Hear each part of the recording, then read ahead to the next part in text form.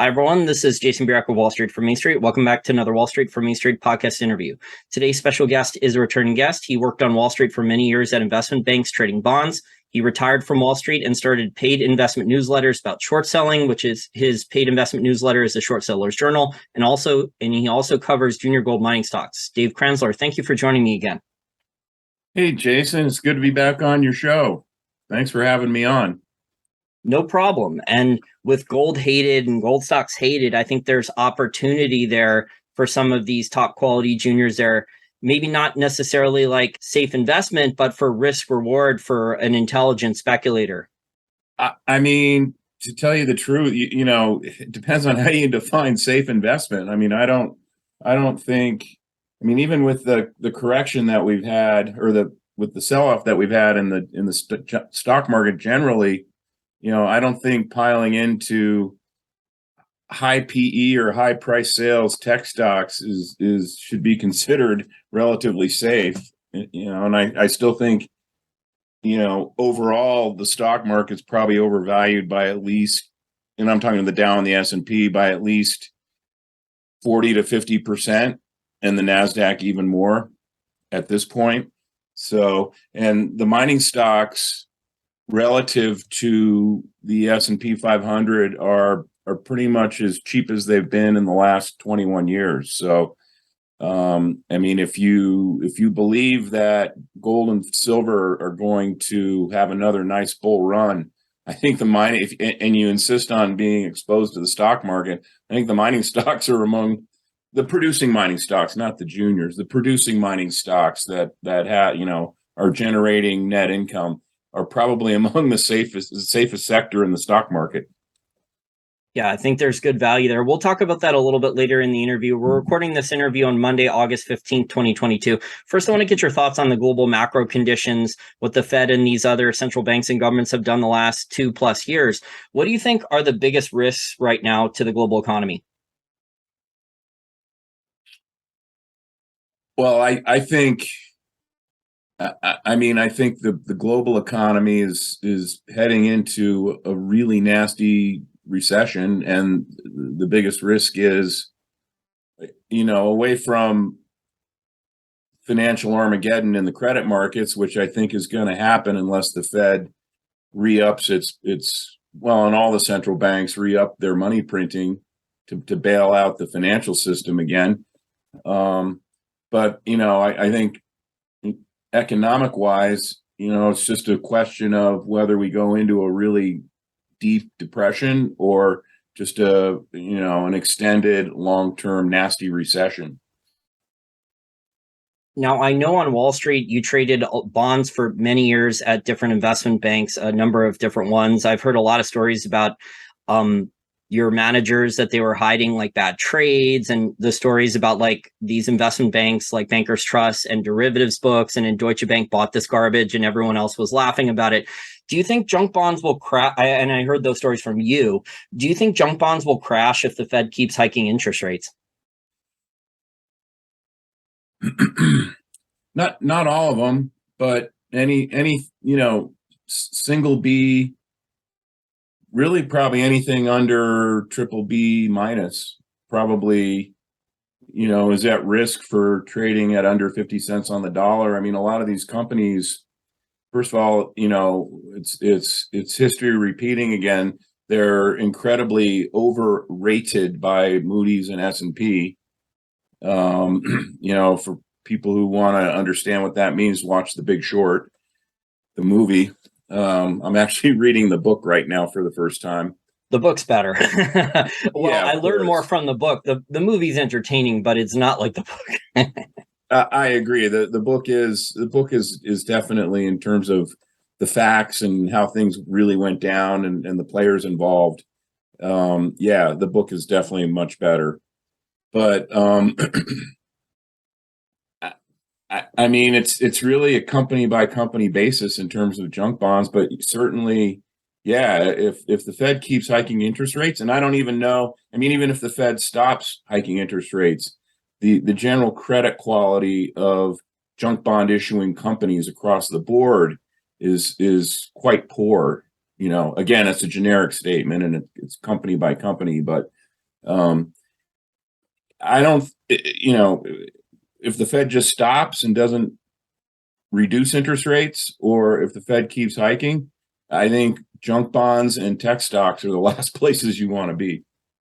What about real estate and mortgages? Because I know for your short sellers journal in the past, you were shorting the home builders, the construction companies. Do you think that the US could have a real estate crash similar to 2007, 2008, 2009 if the Fed keeps hiking interest rates? Is that going to crash? Is that going to create really high mortgage interest rates on mortgages and then crash real estate? Again, yeah. I mean, I've been on top of the housing market bubble popping for many months now. And I in my short sellers journal, probably in April, I think, I said it was going to become a major focus. And a lot of the ideas that I've put forth in the last year have killed it, like Open Door. I recommended shorting Open Door at 16, and it's like at $5 now. And that was less than a year ago. Had a standing short on Zillow, and we saw what happened there. And then there was a company called Reology that's now called, I don't know, Any House America or something, some stupid rename. And back in November, I said, short this when it was at like 22, 23. And I said, this thing is probably going to go to zero at some point. And it traded as low as 9, and it's bounced back to 12. And I updated my view on it in my latest issue. But at any rate, I think we're going to see, again, it's not even predicated on whether the Fed continues hiking rates. They could stop now, and my view is the same. It'll make it worse if they continue hiking, but I think we're going to see a housing market collapse that was worse than the one that we saw in 2008. And really, that bubble started deflating in 2006, but the real fireworks started in 2008 and went into 2009, and then it was at a bottom for a couple of years until the trillions the Fed printed started kicking in. From what I'm seeing from all the data that I look at, and I look at a lot of different sources, from what I'm seeing right now, prices are coming down and inventory is rising faster right now than it was back in 2006, 2007, when that bubble started to crack. And I think the Fed has bought around 2.7 trillion worth of mortgage-backed securities. The Wall Street banks are still making this garbage. The Fed is still buying this garbage. It's just unbelievable how corrupt and stupid and wasteful this entire Wall Street toxic derivative sausage system is. And then the Fed buys this crap for 100 cents on the dollar. Well, they haven't been buying. They haven't been buying the structured finance stuff. They were buying ETFs and agency mortgages, Fannie and Freddie. They weren't buying the stuff you're talking about. Yeah, a lot of that stuff's gonna become nuclear waste again, like it did. Again, watch The Big Short, and you'll see what we're talking about. That's what's going to happen again. So for junk bonds, then, you think if the Fed keeps hiking rates, are they going to have to secretly start buying these junk bonds or these? If the Fed keeps hiking rates, wouldn't this supposedly investment grade corporate debt, these corporations, their cash flows are falling, their profit margins are contracting, the earnings that came out in Q2 were not good for a lot of normal companies, that their profit margins are contracting. Wouldn't their bonds go, and you have more experience in this because trading bonds was your expertise, wouldn't their bond grades, unless the ratings agencies were intentionally told not to downgrade, start going from investment grade with rate hikes and falling cash flows down to junk bond grades? And then the Fed might have to start bailing out these companies or moving like the junk bonds or corporate debt that went from investment grade to junk bonds and hiding it off balance sheet then? Well, I don't know that the Fed was going to directly buy the bonds. I mean, they were back in 2020, they were buying the ETFs through BlackRock. They hired BlackRock to be their agent. So to my knowledge, they weren't buying specific bonds. I don't know that they will. I don't know that they can. I don't. I mean, sure, they could buy them and hide it. I mean, I think they do that with S&P futures, but not in any kind of meaningful way. Um, what I think they'll do is they'll have to, and who knows if they're going to really seriously implement the QT they've been talking about. The balance sheet is down 86 billion on top of 8.97 trillion at the peak a couple months ago. It's only down 86 billion. So that's really not meaningful QT. What the Fed would do is they would just start printing the crap out of the money supply, creating bank reserves, which the banks then take and they can use those reserves to buy individual junk bonds. So yeah, indirectly the Fed might bail these companies out. I don't know. I mean, I don't think you could do that invisibly. And if they did do that, the dollar would the bottom would fall out from under the dollar. Well, in 2020, wasn't the Fed also not just ETFs? They were also buying municipal bonds. So they were buying direct stuff. And then Jerome Powell was buying the same stuff ahead of time. And there's also stuff that's coming out with these Federal Reserve Bank governors, the presidents at these other Federal Reserve Bank branches. They're buying these mortgage-backed securities and other stuff ahead of when the Fed's buying it. So this Occupy the Feds on Twitter is tracking this data. And these Fed presidents are all making like an extra tens of thousands of dollars or hundreds of thousands of dollars trading on inside information still. I mean, there's nothing you can do about that. It is what it is. I mean, this is a banana republic. So just business as usual here in DC. Right. When you're in a privileged position, you can do things that ordinary people can't do because it would be considered illegal and you get prosecuted and go to jail. But these guys, I mean, look at Nancy Pelosi. Look at and now she's not the only congressperson who's out there front running the passage of legislation by buying call options on companies. So, like I said, it's the Orwell moment where all animals are equal, but some animals are more equal than other animals. So, and the levels of corruption, that's where we are in our system. It's a system in collapse, and we're seeing all the classic signs of that. Yeah, the waste, fraud, corruption, and abuse towards the very end of an empire. It reminds me, obviously, we have smartphones and new technology and more stock markets, more different types of capital markets, but the levels of corruption, it reminds me of towards the end of the Roman Empire, how Rome was. So this is interesting now that you mentioned the junk bonds, and I just pulled up a chart of HYG, which is a junk bond ETF, and it looks like it's starting to plateau here. And it was actually down today in price, despite the fact that 10-year bonds were lower in yield. So normally you would expect high yield ETFs to move inversely with interest rates, right? But this one, yields were down and the price was down. Not a lot, but it was down. And that's despite the rally in the stock market. So I might actually stick HYG or some other ideas that I have as ways to short the junk bond market in my next newsletter, my next short sellers journal letter. Well, I think the different types of yield curve inversion, I think the Fed tried to cap the 10-year U.S. Treasury yield because they were worried about mortgage rates rising, but they've created so many distortions on the yield curve. I mean, that's not good either. Just all like you said, just because of all the distortions on the yield curve, the yield curve's not. The Treasury market's not. It's not a good indicator of price discovery the way it used to be. And then you have people talking about Treasury inflation protected securities or TIPS. I think the Fed already owns at least 20% of those, and they're planning on buying more. Yeah, I think that's correct. So I want to ask you about deflation, another global macro question before we go towards company-related questions and gold miners.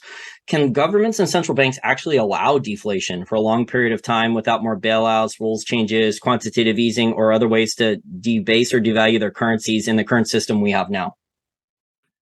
I mean, it depends on how you're defining deflation. I mean, deflation the real definition of deflation would be if the Fed were to start pulling most of the liquidity out of the market out of the banking system that it threw into the banking system starting in 2008. Now it can't do that. It's, as you know, the Fed's trapped. If it I think if it even cut its balance sheet in half, we'd probably see the Mad Max scenario in this country, and the entire stock market would drop 80%. I mean, that's how much this frickin' stock market's been inflated by the Fed money printing. And same with housing.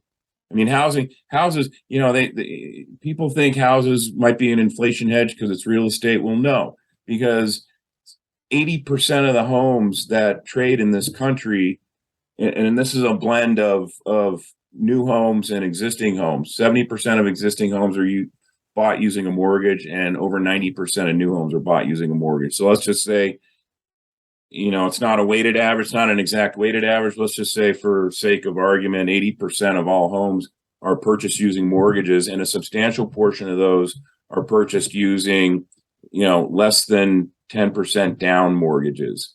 So houses are really financial assets, and that's what the Fed inflated. It inflated financial assets. And so to the extent that it's going to hike rates and remove liquidity from the system, and I'm still not convinced they're going to remove liquidity from the system because they haven't done it yet. To that extent, you're going to see a crash across the board in financial assets. So, the easiest way for the Fed to remove liquidity from the system is, as you know, there's over $2 trillion in the overnight reverse repo facility. So there's $2 trillion that the Fed could just say, okay, let's make this a permanent reverse repo. And it would be interesting to see how many banks participated in that if the Fed went ahead and did that.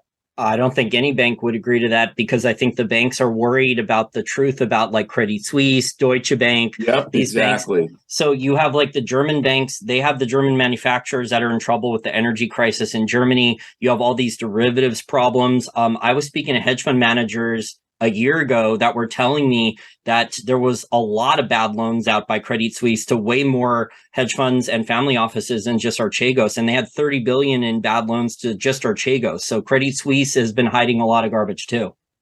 Oh, no question about it. I mean, just look at Credit Suisse's stock price. I mean, it's not a secret. I mean, that stock price was 2 years ago, it was at 15. It's at 5 now. And Deutsche Bank, until the latest bounce in the stock market, Deutsche Bank was down 50% between February 8th and more than 50% in the middle of July. And it's had a bounce here. But, I think easy money here is buying, out of the money, longer dated Deutsche Bank puts.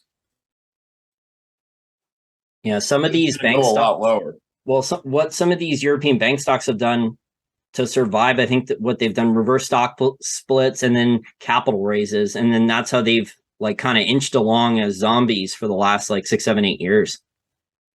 Well, Deutsche Bank has basically been held on life support by a combination of the German government, the Bundesbank, the ECB, and the Fed, and I think the Bank of England's probably in there also, because they all have motivated interest to making sure that Deutsche Bank doesn't collapse. I mean, Deutsche Bank's off-balance sheet is just a total mess, and that's why the stock has done what it's done. But it's not confined just to European banks. I mean, Wells Fargo is easy to step on right now, but, their stock's down 30, 40% since the middle of February.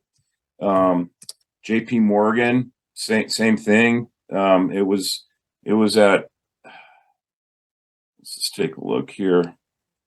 I mean, it was at 170 as recently as mid-January, and before this bounce in the market, it was at 108. So, yeah, it's down significantly.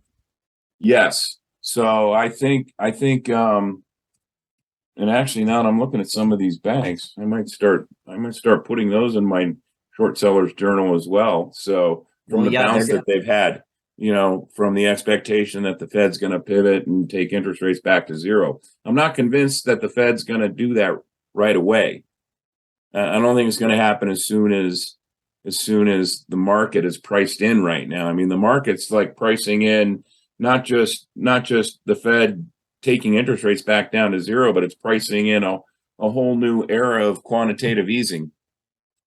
And the banks are going to have to write off bad credit card debt. They're going to have to write off bad small business loans. They're going to have to write off bad corporate debt that they've given out for leveraged buyouts and mergers and acquisitions that haven't worked out as the large corporations were telling their shareholders. And then that's on top of the real estate problems that the U.S. is going to have that I think we outlined a little bit earlier in the interview.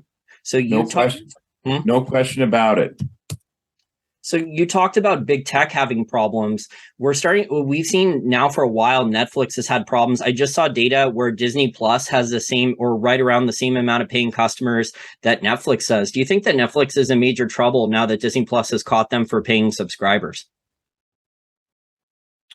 I think Netflix still has a lot more downside. That was another one that I had a standing short on in my newsletter. It was a painful short for a while, but it paid off nicely when the stock took a big dump. What was that, 3 quarters ago or something? Yeah, it's been bad news after bad news. It went from 700 down to 175. The easiest short money has been made in Netflix at this point, but I think it could easily still go below 100. I mean, and I even have it posted on my blog in terms of an accounting analysis of Netflix. Their accounting is highly questionable, and it's been I think the last quarter maybe it might have generated some legitimate free cash flow, but and that's because it pulled way back on its content purchasing. So the nature of the accounting issues that I found was how slowly they were depreciating the content that they paid, overpaid for.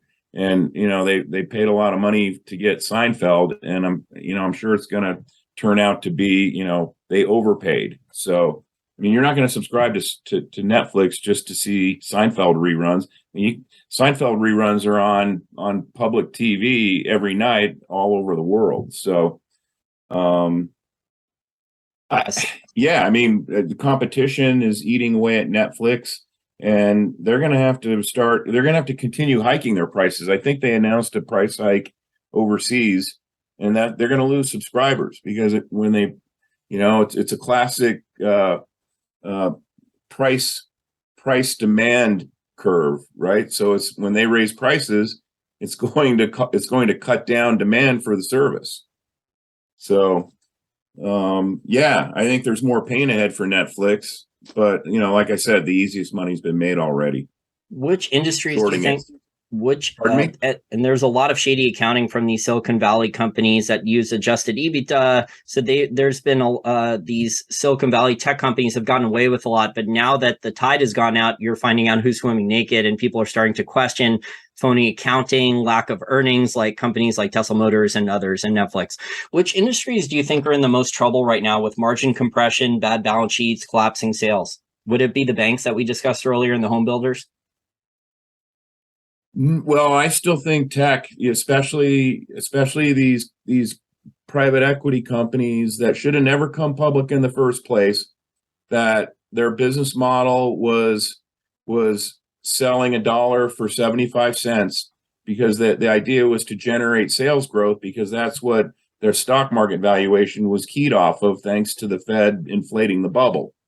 And so, you just fill in the blank on any number of these. DoorDash is a good example, and that's just one out of dozens and dozens and dozens. And a lot of these companies aren't going to be around in 2 or 3 years.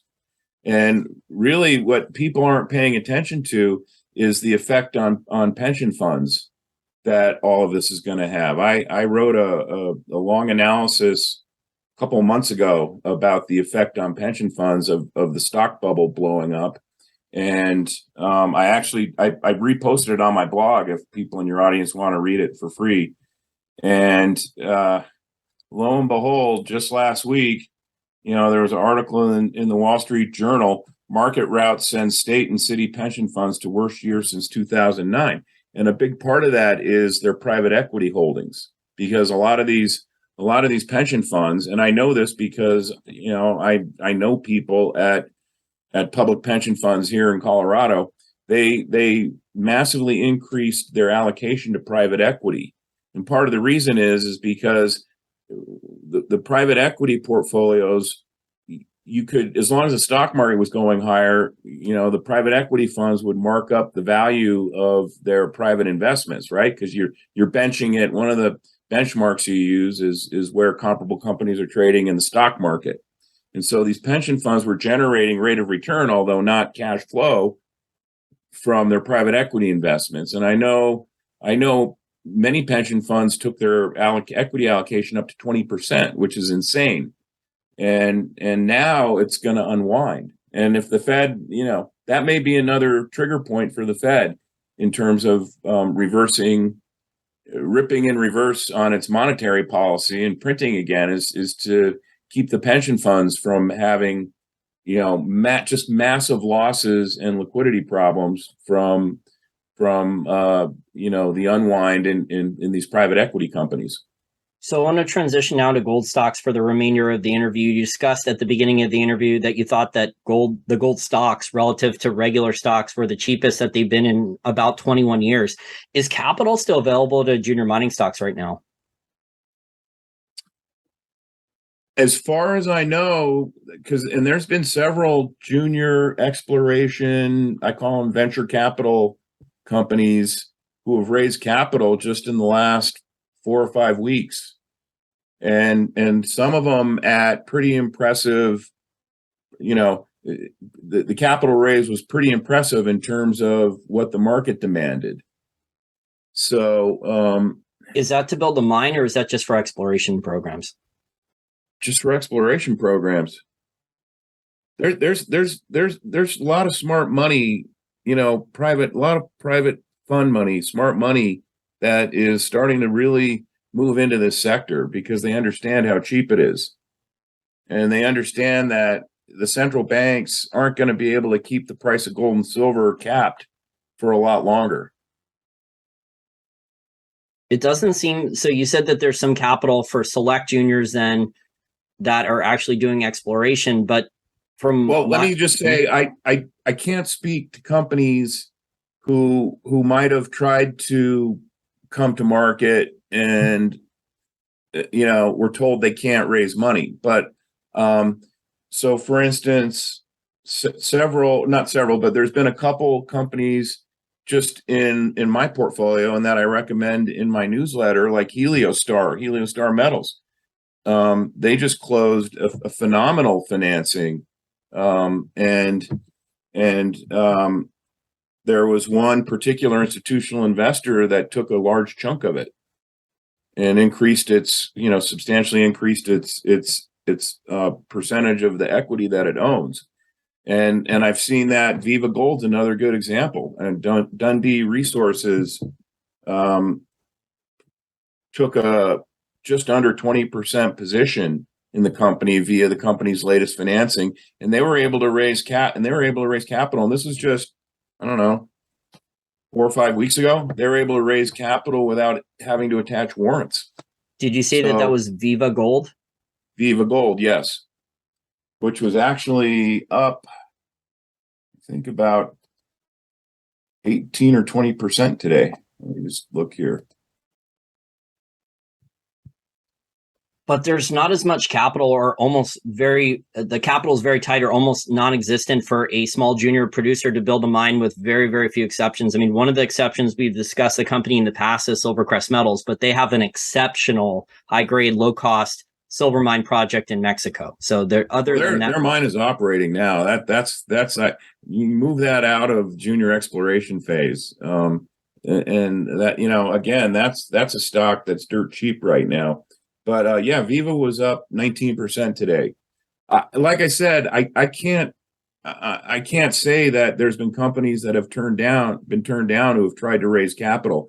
Every company that I follow who has tried to raise capital in the last 8 weeks has been able to do it. And that doesn't matter whether it's, they're looking to raise capital so that they can do a feasibility study and finish their permitting process and convert the project to a mine, or if they're an earlier stage where they're still in the second or third round of drilling for infill and resource expansion. So there's money out there. There's pools of capital that want to take positions in these junior miners, and it doesn't matter, what stage in the process they are between advancing a project or transitioning into building a mine.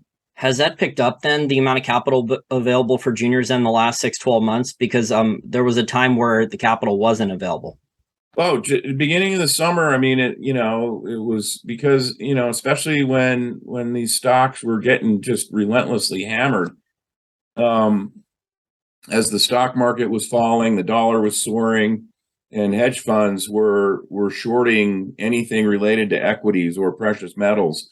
But any of the equities, not just the precious metal sector, and they're going long the dollar, shorting the euro and the yen along the way also. And as you know, their hedge funds are net short silver right now, which is going to bite them in the ass here sometime in the next 6 to 8 weeks. I would say that early in the summer, let me just put it this way. I mean, companies aren't spending capital aggressively right now because of the markets. They're not getting rewarded for it in the stock market. So it's from that standpoint, it's slowed down. So there's been less need to raise capital. But like I said, every company that I know of that's tried to raise capital in the last 6 to 8 weeks has been able to do it. And you said that you prefer producing miners right now to juniors for the most part? No, I wouldn't say that. I would say that if you're worried about total rate of return over the next 6 months, and you do think that we're going to see higher gold and silver prices, I would buy good large cap producers and mid-tier producers, because I think that's where the money is going to flow into first.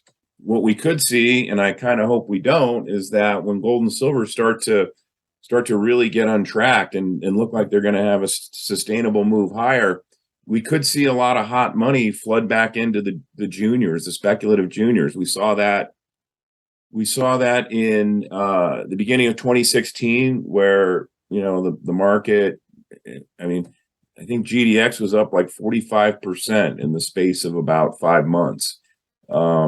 And some of the juniors, I had juniors in my portfolio that tripled or quadrupled in that period of time. And then we saw it again after March 2020. The same thing happened.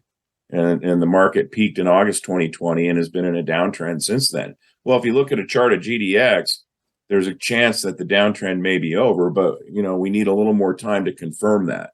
But yeah, I mean, companies, good producing companies that are producing legitimate free cash flow, that's a good spot to start wading back into the sector right now. And I think those low-cost producers with good margins, still free cash flow, they have the opportunity to go and do mergers and acquisitions. So you saw that with Hecla. You saw them go and buy Alexco. I think they got the assets, hundreds of millions of dollars worth of assets from Alexco for only about $80 million. So there are some strategic acquisitions that are occurring right now. Yes, I think that was a great move by Hecla to buy Alexco. Well, as silver prices go to $30, $35, $40 over the next 3, 4, 5 years, they're going to be minting free cash flow. And then they actually have the cash flow to reinvest into those mines properly to develop more of the assets that Alexco owns. Yes, that is correct. Well, Dave, I really enjoyed our discussion today. You said you wanted to keep it short. So I think we gave our listeners a lot in under 40 minutes. If my listeners want to take a look at your articles, your newsletters, how do they do so? My website is investmentresearchdynamics.com, and at the top there's a couple of links to my newsletters that describe what they are and what the cost is. We'll have you back on in the next 3 to 6 months for an update on gold and silver. I think the bottom's probably already in, but if it's not, it's going to happen pretty soon. Yes, I agree with that.